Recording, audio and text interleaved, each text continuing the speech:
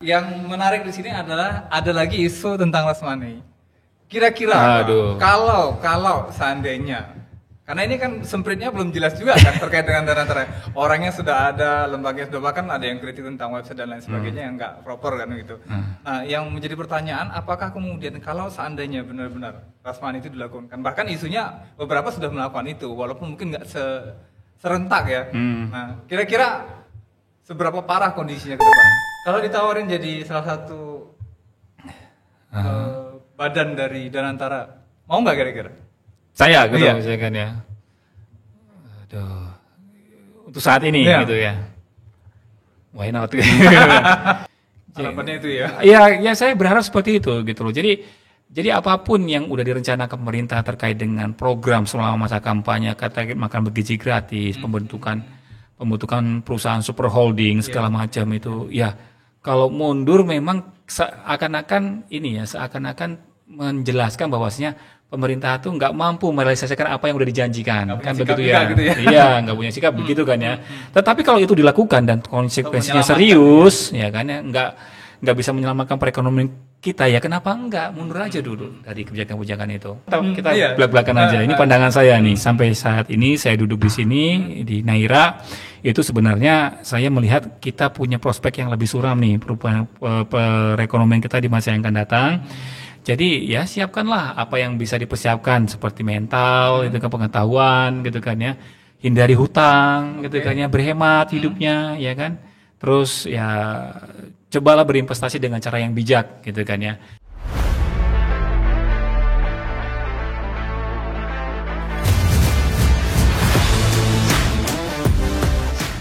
Wah itu nggak tergambar lagi kalau itu saya bilang ya. Jadi saya mewanti-wanti masyarakat ya. Tapi kan nggak salah kan masyarakat melakukan itu. Iya sebenarnya sih dengan logika logika.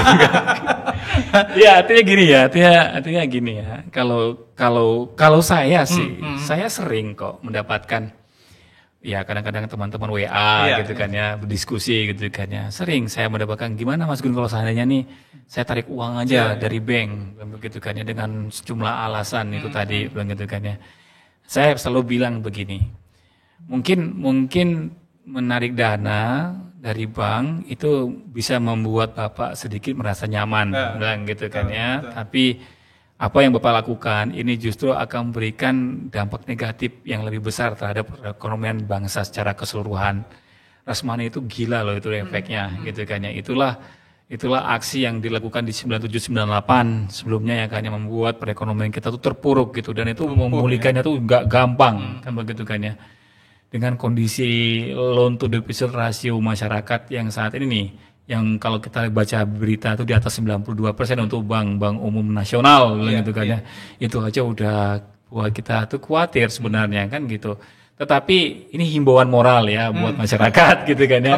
Iya. Ini himbauan moral masyarakat gitu, karena apapun yang terjadi pada bangsa ini gitu kan ya, sebaiknya tidak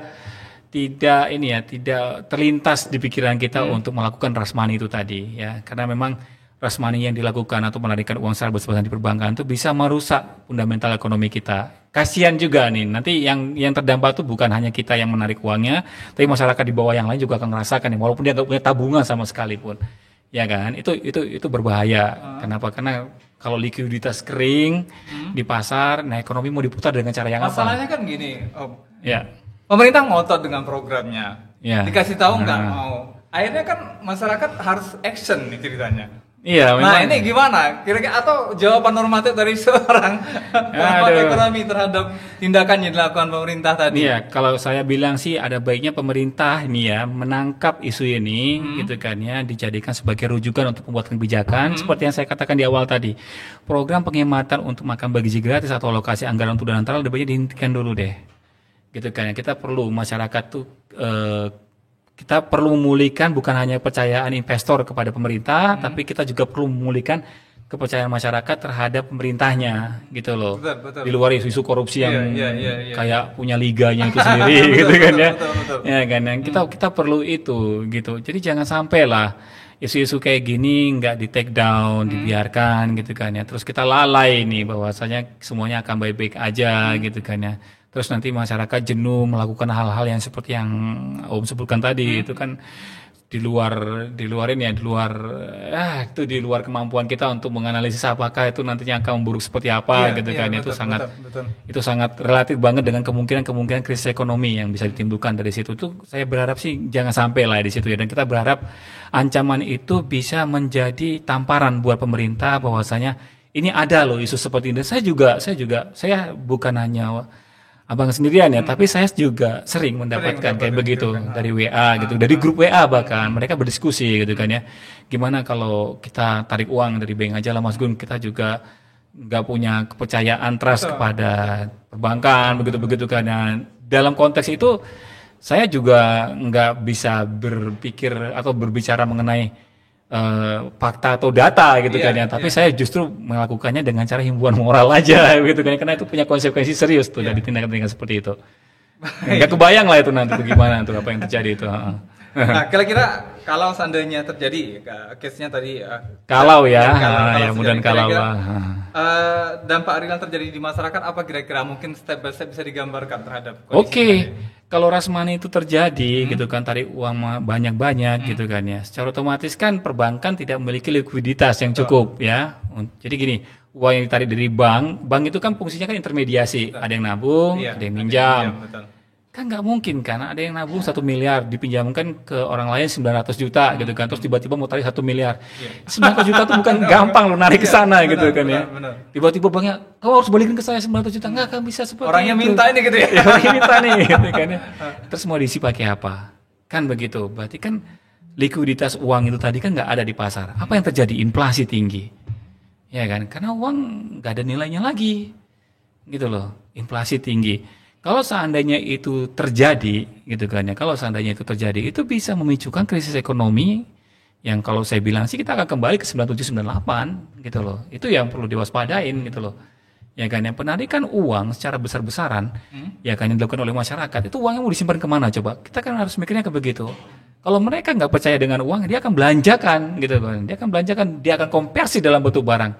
Secara otomatis kan barangnya akan naik kan? Betul. Ya kan? Kepercayaan masyarakat terhadap uang dalam suatu negara itu tercermin dari kondisi fundamental negaranya itu tadi, kondisi inflasi, gitu kan ya, pertumbuhan ekonomi, gitu di kondisi kestabilan politiknya, begitu loh, terus kepercayaan masyarakatnya itu semuanya itu tergambar di situ. Jadi kalau misalkan masyarakat udah hopeless banget lah, gitu kan ya. Di banyak negara itu kan terjadi seperti itu, mereka rush money, ya udah berarti secara ya kita kayak berkesimpulan seperti ini loh, negara itu di restart ulang gitu loh dengan cara-cara yang seperti itu. Itu sama aja kita merestart ulang negara kita itu dari posisi nol lagi, dimulai dari nol lagi gitu kan ya. Itu bukan gambaran yang kita harapin di mana respon masyarakat terjadi menanggapi isu-isu ekonomi yang berkembang belakangan ini gitu. Baik, oke, tanpa rush money yang sekarang dirasakan masyarakat di pelan tapi pasti. Saya ngelihatnya kan PHK mulai ramai. Apa sih yang mungkin sampai pada level mana kita akan merasakan problem di tengah-tengah masyarakat? Iya, gini, pada saat Trump naikin tarif 32%, saya diskusi dengan salah satu perusahaan produsen ikan yang ada di Sumatera Utara, gitu kan ya. Dia punya keramba, terus dia bilang 32% ditambah 10% tarif universal. Dia bilang begitu. Ini saya jual ke Amerika, orientasinya Amerika tok gitu loh. Selama ini nggak kepikiran bakal terjadi seperti ini. Apa yang dipikirkan? Saya akan tutup. Nah, kamu jualan lagi ya? Mau jual kemana gitu loh. Dalam situasi saat ini, kalau misalkan nggak laku, memang akan saya jual ke pasar dengan harga murah daripada nggak laku gitu kan ya. Tapi kalau misalkan ini berkelangsungan dalam jangka panjang, saya nggak mungkin bisa bertahan itu kan dengan tarif seperti itu kan. Barang saya mana punya daya saing lagi gitu loh, tutup gitu loh. PHK yang terjadi dalam jumlah besar, berkesinambungan, berkelanjutan, ya itu nanti kalau terakumulasi dalam jumlah angka pengangguran yang banyak, jumlah kemiskinan banyak, tingkat kriminalitas yang tinggi, itu korelasinya kuat banget itu. Kalau itu udah terjadi, dirasakan, terus nggak ada pemulihan, nggak ada progres pemulihan dari kondisi yang udah memburuk seperti itu, nah titik terendahnya itu nanti ya ketemu nanti ke kepercayaan masyarakat terhadap dunia perbankannya. Nah kayak begitu kan. Klop jadinya ya. Dia klopnya di situ. Jadi seberapa jauh gitu kan ya seberapa mampu kita memproyeksikan kondisi di mana perang dagang ini tuh bisa memperburuk keadaan di masa yang akan datang. Saya sendiri juga kalau kita bicara data tuh kan kita bisa menganalisis ya pola-polanya seperti apa. Tapi pola kebijakan yang diambil Trump saat ini itu bukan pola-pola ekonomi. Itu punya tendensi dari dirinya itu untuk meletakkan hegemoninya Amerika Serikat di atas semua negara. Gitu loh. Jadi kita nggak akan pernah bisa tahu Pak Donald Trump ini ke depannya mau kayak gimana sih arah kebijakannya, begitu kan ya. Dengan statementnya dia gitu kan ya mau naikin, diundur, begitu kan ya. Ini kan kalau kita menerjemahkan ini ruang negosiasi, tapi ketidakpastian itu muncul nantinya. Faktanya dengan Cina dia habis-habisan. Ya kan ya, tanpa ada penundaan langsung eksekusi tanggalnya ditetapkan di hari H juga dieksekusi. Ya kayak promo apa ya diskon besar-besaran. ini sekian-sekian gitu ya. Ya dilawan ditambahin begitu kan ya. Itu aja udah buat kita gelimpungan. Konon katanya kebijakan tersebut diarahkan langsung ke kita. Ya kan ya, itu kan bisa jadi masalah. Jadi dengan kenaikan tarif, ini sebenarnya bisa memperlambat pertumbuhan ekonomi kita. Saat ini kan kita masih nyaman nih di angka 5% pertumbuhan ekonomi tahun 2024 loh. Ya kan ini tahun 2025. Nah, ini udah mulai wanti-wanti ini. Jangan sampai nanti dengan situasi yang seperti sekarang ini banyak perusahaan yang tutup nih gara-gara kebijakan kenaikan tarif, terus masyarakat digiring ke level yang terendah kondisi ekonominya. Nah terus nggak punya daya upaya lagi, muncullah krisis sosial. Nah itu yang perlu diperhatikan oleh pemerintah. Ujungnya di situ. Ujungnya di situ. Jadi kembali lagi ya, kita menyarankan kalau seandainya ada program-program kebijakan yang tidak memiliki korelasi langsung terkait dengan pemulihan daya beli, ada baiknya ditinggalkan. Kita ngomong dan antara tadi, gitu kan ya. Saat ini dengan kondisi situasi yang sekarang, orang juga akan berpikir kenaikan tarif ini kan tentunya juga membayanya bahwa perusahaan itu dalam posisi kerugian kan. Kerugian itu bukan hanya perusahaan swasta loh, BUMN juga sama kan. Berarti kan Danantara saat ini tengah membawa beban besar ya kan ya, memikul banyak masalah yang kemungkinan akan terjadi diakibatkan oleh perang tarif itu tadi, perang dagang itu tadi kan. Berarti apa? Danantara bisa aja nanti isi-isinya itu perusahaan yang tidak memiliki kerja keuangan yang mampu tumbuh lebih baik dibandingkan dengan tahun 2024 silam. Jangan salah gitu kan. Jadi orang akan pikir Danantara akan mengelola perusahaan-perusahaan yang nggak bisa menguntungkan dalam jangka pendek kan begitu. Tapi kalau kita lihat liga korupsi yang sekarang lagi berkompetisi di level atas ya, di mana seolah-olah pemerintah nggak melakukan action yang nyata untuk menyelesaikan problem itu. Jadi seolah-olah kita melihatnya apa mungkin pemerintah kemudian berpikir tentang kondisi yang akan dialami oleh masyarakat kelas bawah, sementara yang di atas sana kayaknya juga nggak diurusi gitu. Ya itu masalah trust ya. Jadinya kalau liga korupsi itu saya nggak tahu terakhir Antam ya di atas itu ya. Setahu saya ya, yang ternyata di atasnya Pertamina gitu kan ya. Nah kalau itu tidak diselesaikan, tidak ditunjukin ke masyarakat proses penegakan hukumnya, trustnya masyarakat ke pemerintah itu akan berkurang. Itu yang perlu diwaspadain gitu loh. Jadi jangan sampai nanti begini loh, ada akumulasi sentimen negatif kepada masyarakat yang udah merasa dirugikan dengan pelemahan daya beli, yang udah begitu capek dengan urusan-urusan pengeluaran rumah tangga, terus tambah lagi dengan liga korupsi yang makin menggila, begitu kan ya, itu membuat mereka tuh jadi hopeless. Jadi tidak memiliki kepercayaan lagi terhadap pemerintah. Nah itu yang perlu diwaspadai sih saya pikir. Jangan sampai nanti liga korupsi ini berpeluang untuk memperburuk persepsi masyarakat terhadap kepercayaannya di pemerintahan. Itu yang kalau saya lihat itu seperti itu. Jadi kalau misalkan ditambah lagi beban ekonomi yang udah memburuk, ya itu kayak misalkan kita punya korek, kita punya kertas, ya bensinnya di liga korupsi itu tadi tinggal kebakar aja kan gitu kan ya. Jadi lah kan. Makanya jangan sampai lah ya, jangan sampai. Nah ini yang saya pikir PR yang harus bisa ditangkap sama pemerintah sih. Harapannya itu ya. Ya saya berharap seperti itu gitu loh. Jadi apapun yang udah direncanakan pemerintah terkait dengan program selama masa kampanye, kata makan bergizi gratis, pembentukan perusahaan super holding segala macam itu, ya kalau mundur memang seakan-akan menjelaskan bahwasanya pemerintah tuh nggak mampu merealisasikan apa yang udah dijanjikan, kan begitu ya? Gitu ya? Iya, nggak punya sikap begitu kan ya. Tetapi kalau itu dilakukan dan konsekuensinya serius, ya kan ya, nggak bisa menyelamatkan perekonomian kita ya kenapa enggak mundur aja dulu dari kebijakan-kebijakan itu. Baik, terkait dengan perang dagang tadi sebenarnya kita sempat baca juga beberapa artikel yang menyatakan sebenarnya Amerika juga dengan negara-negara tetangga, katakan negara Eropa itu kan bisa juga melakukan embargo sebaliknya kan, bahwa Amerika sebenarnya juga punya kebutuhan terhadap negara luar. Nah kira-kira mungkin nggak kemudian itu bisa dilawan sehingga kemudian salah satu indikator pelemahan ekonomi kita ini bisa terselesaikan dengan problem itu. Gini, kalau kita melihat Amerika yang menetapkan kenaikan tarif impor, sebenarnya kan masyarakat Amerika sendiri yang rugi karena dia harus membayar barang dengan harga yang lebih mahal. Kan begitu kan ya. Tetapi Presiden Donald Trump itu udah bener loh. Benernya begini loh. Dia nih menetapkan barang impor yang lebih mahal dalam jangka pendek, masyarakatnya akan dirugikan. Dalam jangka pendek Amerika itu diposisikan akan masuk resesi. Oke, tapi dia nggak peduli sepertinya. Kenapa? Karena begini. Dalam jangka pendek dia bisa aja kalah. Gitu kan ya. Tapi dalam jangka panjang saya bisa menang loh. Kenapa? Menerapkan biaya impor masuk untuk barang-barang dari negara lain ke Amerika Serikat itu bisa membuat masyarakatnya itu lebih terdorong untuk menggunakan produk dalam negerinya. Betul. Tapi itu dalam jangka panjang, dia nggak bisa selesaikan dalam jangka pendek. Dia kan juga butuh persiapan, dia juga butuh masa transisi untuk menghadirkan industri-industri yang bisa menjadi substitusi itu. Kan begitu kan ya. Nah itu yang tidak disadarin. Itu yang pertama. Apakah kita bisa melawannya? Oh, tidak. Kedua, kenapa kita nggak bisa melawannya? Ini yang kedua nih. Mata uang US dollar itu adalah mata uang yang ditransaksikan secara internasional. Artinya kita nggak hanya menggunakan US dollar pada saat kita berdagang dengan Amerika Serikat loh. Kita ke Uni Eropa bisa pakai US dollar, kita ke negara Arab pakai US dollar gitu loh.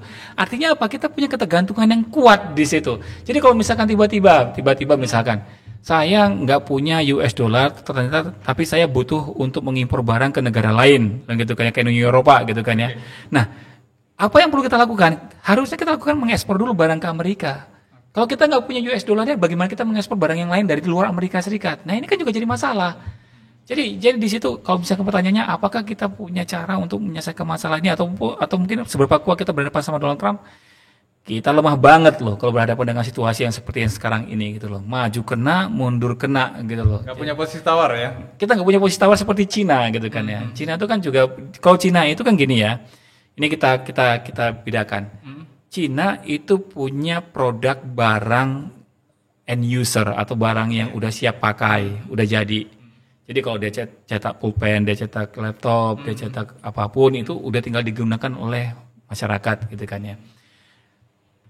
Kita adalah negara yang mengekspor barang dalam bentuk komoditas non migas.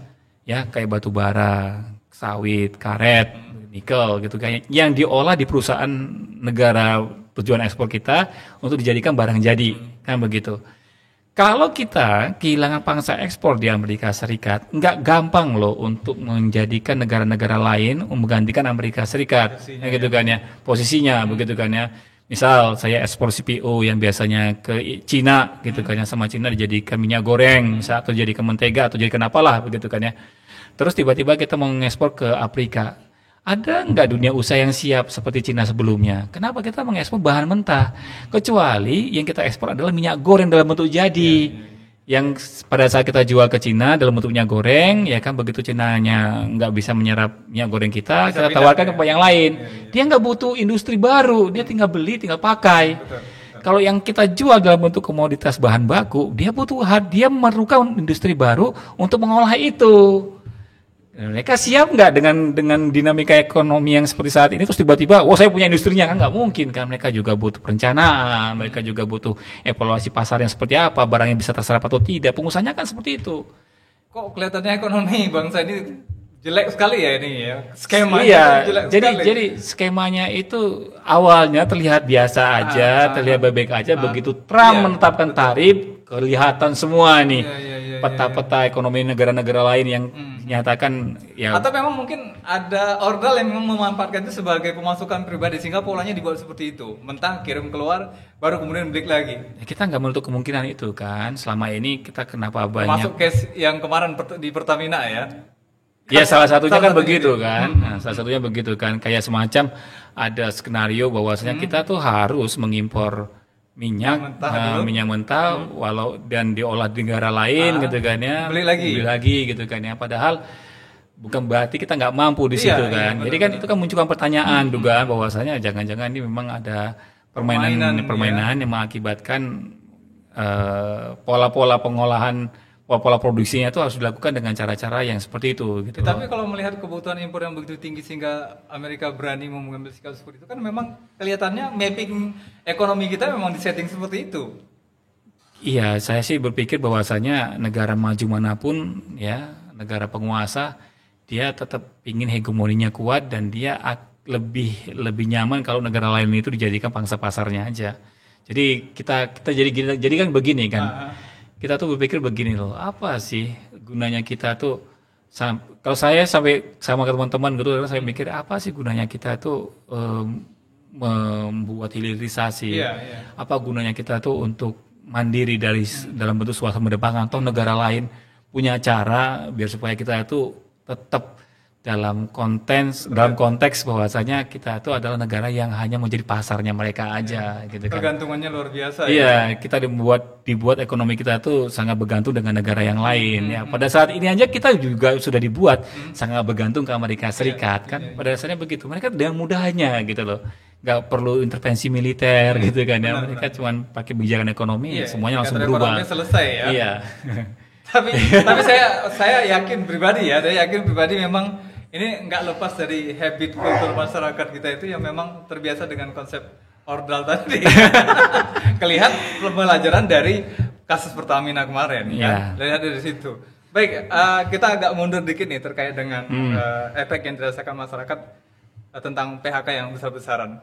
Nah, bisa mungkin disampaikan dengan detail kira-kira efek lanjutan ini yang kemudian terjadi di masyarakat dan apa yang harus kita lakukan. Iya. Jadi gini nih, pola-pola kebijakan atau kebijakan ketenagakerjaan di banyak industri yang saya survei ya, itu banyak nih perusahaan-perusahaan yang modelnya udah begini nih. Ada karyawan tetap di dalam suatu perusahaan, katakanlah 100 orang gitu kan ya. Terus dia menawarkan pensiun dini. Nah, setelah pensiun dini, dia pekerjakan beberapa orang dari mereka. Dalam bentuk status karyawan kontrak.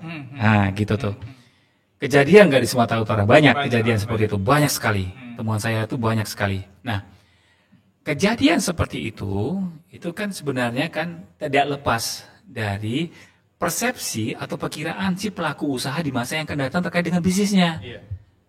Ya kan, ini kan berarti kan masalah kepercayaan investor aja kan. Kalau kepercayaan investor tuh udah mulai redup berkurang, dia akan ngambil strategi gimana pada saat nanti PHK massal terjadi, dia nggak akan mengurangi cost yang terlalu besar di situ, nggak akan mengeluarkan cost yang terlalu banyak di situ. Dia akan pikir seperti itu. Dan itu sudah terjadi pada saat ini. Seharusnya ya perubahan jumlah tenaga kerja yang dari formal ke informal, yang informalnya itu udah makin banyak, itu seharusnya ditangkap oleh pemerintah sebagai sebuah isu di mana tengah terjadi ketidakpercayaan investor terhadap industri kita di tanah air. Harusnya seperti itu. Jangan sampai. Tapi yang dihadirkan justru kan Undang-Undang Cipta Kerja kemarin. Ya itu dia. Tadi kita kan belum melihat ya ada kayak semacam. Artinya bukan solusi yang diberikan sebenarnya kan untuk mengantisipasi. Iya sih sebenarnya. Kalau kita bicara Undang-Undang Cipta Kerja justru melegalkan itu kan, pola-pola transaksi kontrak begitu kan ya, yang menguntungkan para industri gitu kan ya. Tapi ternyata kebijakan itu yang dijadikan sebagai salah satu cara untuk meningkatkan daya saingnya kita gitu kan ya. Harapannya kan begini nih, dengan kebijakan tersebut kan, wah pengusaha dimanjakan begitu kan ya. Tapi ternyata daya saing kita nggak naik juga kan dengan kebijakan tersebut. Berarti kan memang harus ada yang dievaluasi di situ. Jadi kalau misalkan undang-undang yang udah ada itu ternyata tidak mampu memperbaiki kondisi ketenaga kerjaan kita, maka yang menjadi persoalan mendasar adalah sebenarnya kita punya masalah serius di daya saing. Terkait dengan produk-produk kita gitu kan ya. Ya belakangan ini kita banyak dikabarkan industri tekstil banyak yang tutup gitu kan ya. Ya kita nggak menutup mata bahwasanya produk-produk pakaian tekstil dari negara lain itu jauh lebih bersaing yang masuk ke Indonesia gitu kan ya. Sehingga ada disorientasi antara yang sebelumnya lebih cinta produknya karena memang di luar lebih murah, dia akan berganti ke produk yang lain ditambah dengan daya beli yang mendukung itu semua. Karena mau lebih murah daya beli turun ya udah pas dong. Itu terjadi gitu kan ya. Nah ini yang sebenarnya kalau saya bilang sih formula untuk menghindarkan kita dari PHK itu nggak punya sih kalau saya bilang. Ya. Kita nggak bisa ngelakkan itu sebenarnya. Dengan kondisi ancaman kenaikan tarif, dengan kondisi perang dagang yang kian panas gitu kan, yang geopolitik yang nggak menentu seperti sekarang, tapi tensinya terus memburuk, itu sangat-sangat berpeluang menciptakan terjadinya PHK besar-besaran lagi di masa yang akan datang. Jangan sampai lah nanti, yang paling gampang terlihat kalau kita bicara Sumut itu industri sawit sih sebenarnya. Ya, sawit itu kan tulang punggung ekonomi kita ya, 60% lebih itu kan ekonomi Sumatera Utara ditopang sama sawit. Kalau misalkan tiba-tiba sawit itu industrinya juga melakukan hal yang sama, sudah mulai melakukan pensiun dini dengan mengganti dengan karyawan kontrak statusnya, itu berarti ada. Itu kalau dia mampu bersaing ya, dia kalau misalkan kalau kita bilang sih kebijakan itu dia ambil pada saat perusahaannya tengah melakukan kebijakan. Kondisi perusahaannya itu daya saingnya itu dalam kondisi survival lah. Artinya dia tengah bertahan hidup aja nih. Masih bertahan hidup. Tapi kalau misalkan nanti tiba-tiba udah kolaps gitu kan ya pada saat tutup, nah ini nggak menutup kemungkinan PHK yang lebih besar lagi sih. BPS tuh datanya tuh kalau saya cermatin ya data BPS itu kan sebenarnya udah nunjukin adanya pola-pola di mana rekrutmen tenaga kerja dalam status kontrak tuh jauh lebih besar daripada yang formal itu tadi. Itu udah ada sih kalau saya lihat sih pola-polanya udah seperti itu, dan itu harusnya jangan inilah ya. Jangan merasa itu udah selesai ya. Iya, jangan merasa itu udah selesai. Kita tuh juga jangan ya pemerintah jangan, kalau saya sih berharap pemerintah tuh jangan hanya memberikan jumlah tenaga kerja itu sekian gitu kan ya, jumlahnya 1 juta, tapi coba deh struktur tenaga kerja itu kayak gimana gitu loh.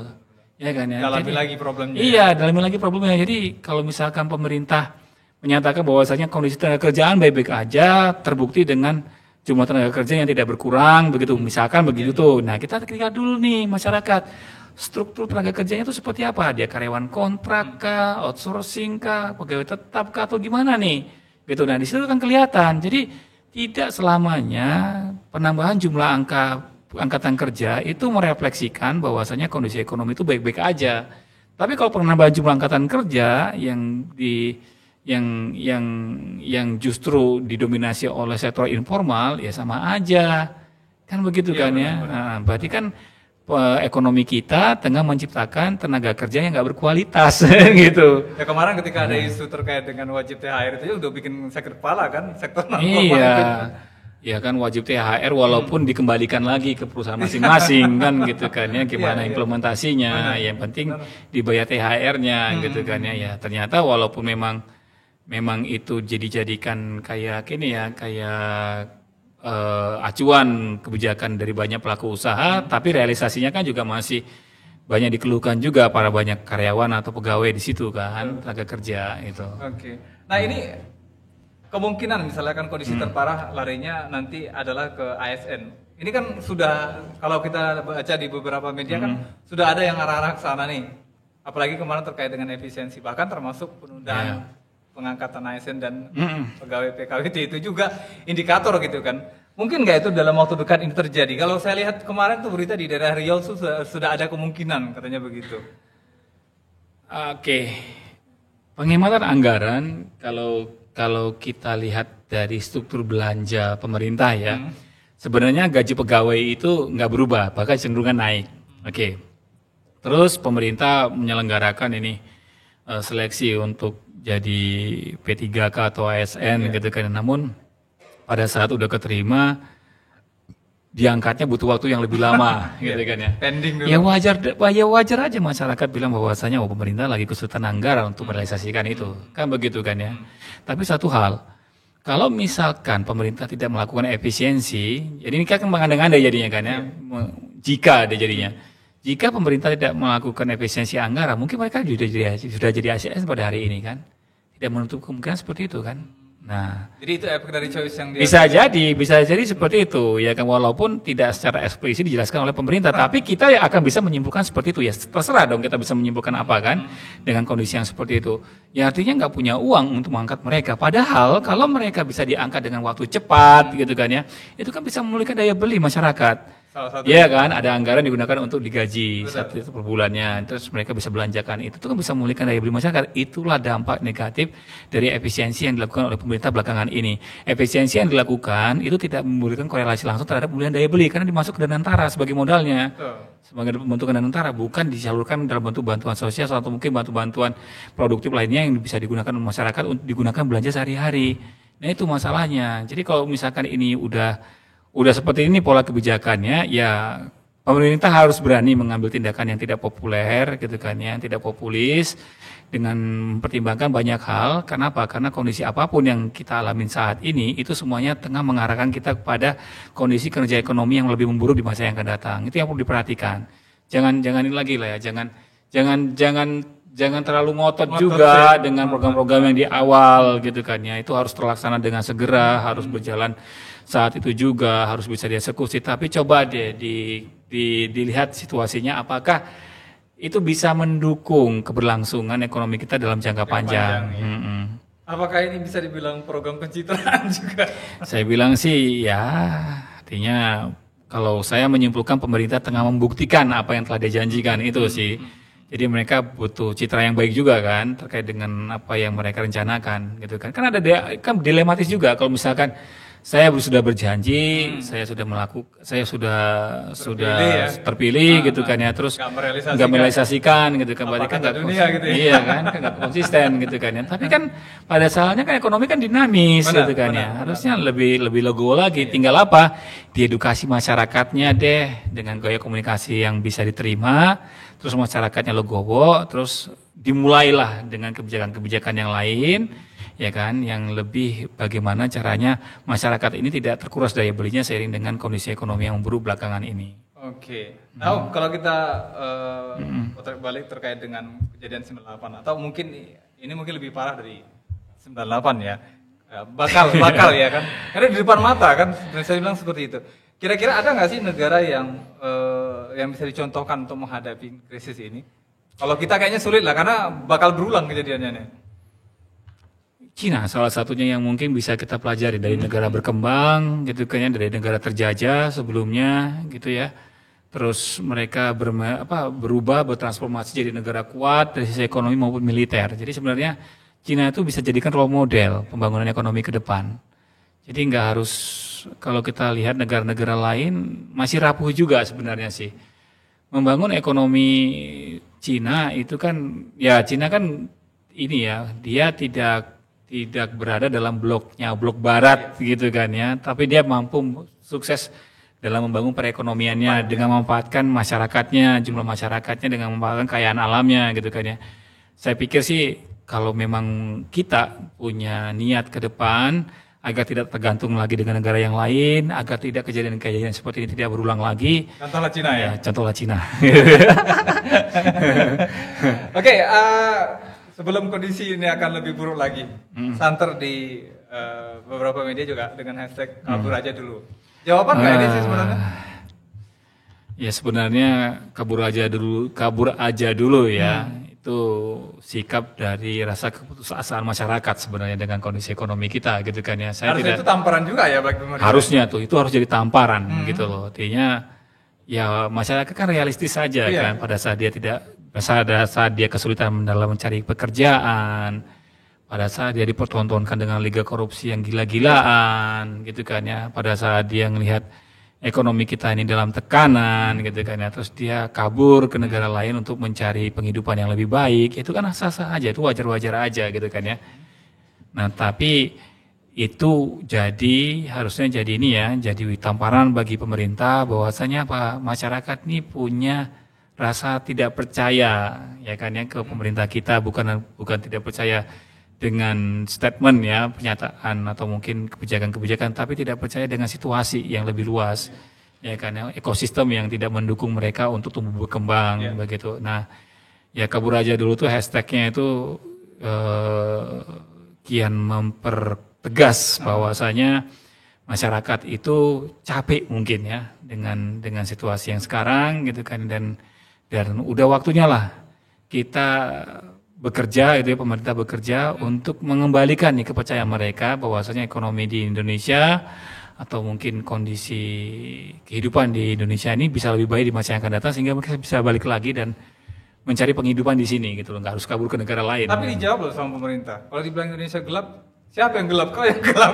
Ini gimana nih? Memproyeksikan pertumbuhan ekonomi ke depan, sebenarnya kan gelap itu kan istilah ya. Iya. Kalau saya bilang bahwasanya ekonomi ke depan itu ekspektasinya akan lebih buruk, ya kan gelap juga. Betul. Kan sebenarnya kan. Betul. Saya cuma nggak ikutin hashtag itu aja gitu kan ya. Ya kan? Saya juga punya proyeksi sendiri bahwasanya dengan situasi ekonomi yang sekarang, orang melihat dengan banyak data, banyak fakta yang dipaparkan, baik dari dalam maupun luar negeri, ya kan orang boleh-boleh aja mengatakan bahwasanya Indonesia gelap gitu loh. Lagi-lagi pemerintah membantahnya. Iya, saya yakin pemerintah tidak akan ikut-ikutan juga di situ. Kenapa? Yaitu akan mungkin membenarkan apa yang dijadikan persepsi masyarakat tadi itu, walaupun itu cukup rasional alasan itu kan ya. Tapi setidaknya pemerintah itu seperti yang saya awal bilang, dia akan tetap memberikan statement pernyataan yang sifatnya itu mengcounter balik, ya kan ya.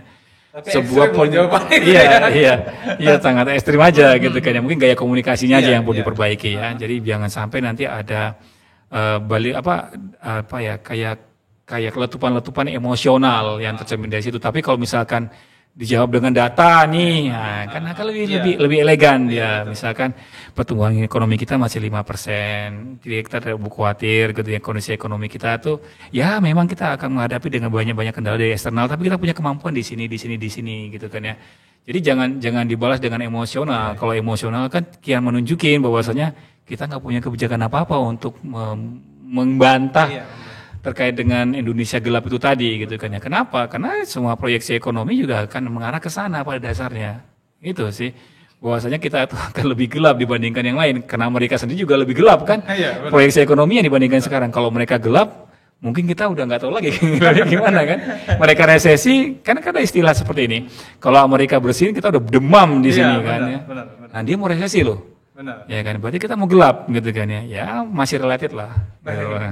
Kalau ditawarin jadi salah satu badan dari Danantara, mau nggak kira-kira? Saya gitu misalkan ya. Aduh. Untuk saat ini gitu ya. Why not? Ya kan ya. Masih ada harapan di dalam ya?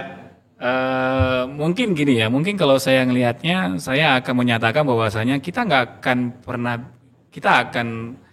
akan fokus pada penguatan lembaganya dulu, gitu kan ya. Kita akan hentikan dulu nih anggaran APBN. Kita akan mengarahkan agar pemerintah lebih memfokuskan kepada kebijakan-kebijakan bagaimana memperkuat daya beli, terus mengabaikan dulu kita, gitu kan. Kita perkuat lembaganya dulu. Sehingga begitu nanti kuat, BUMN-nya udah mampu untung, BUMN-nya bisa diselamatkan, bisa ngelewatin kondisi berat ekonomi seperti sekarang ini, baru nanti kita akan cerita lebih besar programnya itu seperti apa. Gitu. Kalau saya sih seperti itu, kalau misalkan saya di sana ya. Gitu ya. Oke, Om, kalau seandainya lagi nih, tidak di Danantara, dijadikan posisi sebagai penentu kebijakan, selain Danantara tadi, kira-kira apa langkah atau kebijakan yang akan diambil? Yang lebih realistis mungkin. Tadi kan kita berandai-andai menjalankan sekarang ini. Iya, saya tidak akan melakukan efisiensi anggaran yang secara besar gitu kan ya. Saya akan tunda itu kebijakan makan bergizi gratis. Saya pastikan saya tidak akan menggantungkan dana untuk bangunan IKN, itu saya pasti akan saya tutup gitu kan ya. Dan saya pastikan saya akan melakukan negosiasi ulang kepada negara-negara yang kepada Amerika Serikat tentunya ya kan ya, yang nggak mungkin saya bisa lawan gitu kan ya. Saya akan sampaikan gimana sih maunya mereka ya kan. Saya tidak akan melihat ini jangan-jangan bukan masalah ekonomi, tapi ada masalah lain yang mungkin mereka mau sampaikan begitu kan. Saya akan buka itu seperti apa gitu kan ya. Dan tidak menutup kemungkinan saya akan melakukan kerjasama secara bilateral dengan negara yang lain, dan saya akan jadikan pelajaran nih yang sekarang ini ya, masalah yang sekarang ini yang ditimbulkan oleh negara lain itu, dan agar tidak terulang di masa yang akan datang. Caranya seperti apa? Ya mungkin saya akan belajar ke Cina dulu nih caranya gimana gitu kan ya. Iya, karena katanya memang Cina itu selalu belajar dari sejarah. Ya, kenapa mereka selalu rajin mencatat dan mengevaluasi supaya memang nggak terjadi hal yang sama untuk di hari yang masa datang kan begitu. Ya, kalau kita ada sebenarnya gini ya, cara yang lebih, bahkan kalau misalkan saya diskusi dengan teman-teman yang ekonom gitu kan ya, bisa nggak kita tuh jadi negara maju? Ada dua kemungkinannya. Satu, kita berkonfrontasi secara militer apa yang dilakukan oleh Rusia gitu kan ya terhadap negara lainnya. Yang kedua kita tiru Cina, gitu kan ya. Kita siap nggak di kedua-duanya? Belum sama sekali. Kalau saya bilang sih gitu. Jadi kita belum siap sama sekali untuk bisa mengadopsi salah satu kebijakan dari mereka. Ya itulah dia masalahnya. Baik, kalau seandainya kemungkinan terburuk yang terjadi adalah krisis moneter, mungkin juga jadi Juni yang diprediksi sebagai ada kemungkinan ya kan revolusi kemungkinan karena tumpukan permasalahan itu terletaknya di situ. Ya. Ya kemungkinan kan akan iya, ada pasti, satu, kan? pasti ya, pasti ya. Kira-kira berapa lama kita akan bisa kembali dalam kondisi yang netral? Oke. Gini aja dulu deh. Sebenarnya perang dagang ini akan berakhir kapan? Kalau saya bilang, ya kita boleh berasumsi 4 tahun yang akan datang. Gitu kan ya. Jadi selama 4 tahun yang akan datang, kita akan berhadapan dengan potensi masalah-masalah seperti yang ini itu berpeluang terjadi. Itu yang pertama. Yang kedua, ada nggak yang bisa memastikan bahwasanya tensi geopolitik ini tidak merembet ke negara lain dan kita akan selamat dari situ? Itu juga adalah pertanyaan besar. Itu nggak akan pernah bisa kita proyeksikan, gitu kan ya. Kalau tiba-tiba kita berhadapan dengan situasi 97-98, jeder seperti itu. Ini proses pemulihannya akan lama nggak? Pas sangat lama, jangan salah. 97-98 mungkin kita berhadapan dengan parah-parahnya itu ya, gejolak sosial itu di 2 tahun itu. Tapi impact ke ekonominya itu, kalau saya pernah baca artikel sampai 2010 gitu masih ada berasa itu. Jadi masih sangat berasa. Bahkan nih, salah satu kebijakan yang diambil oleh pemerintah pada saat itu, pada saat kita ingin mendapatkan dana talangan dari IMF, salah satunya adalah kita menandatangani sebuah perjanjian dengan IMF, di mana klausulnya itu memberikan ruang bagi ekonomi kita untuk membuka diri dengan impor barang-barang negara lainnya. Membuat kita lebih terjajah lagi kan sampai hari ini. Benar. Nah, itu dia. Jadi dampak dari 97-98 itu sebenarnya berarti sampai kapan? Sampai hari ini juga masih kita rasakan. Nah, itu dia. Itu jangan sampai itu terulang lagi. Kita mau krisis, kita ajukan lagi ke IMF, ya kan, dalam bentuk bantuan, terus kita buat klausul yang baru, terjajah lagi secara ekonomi. Nggak selesai nih. Nggak mandiri terus.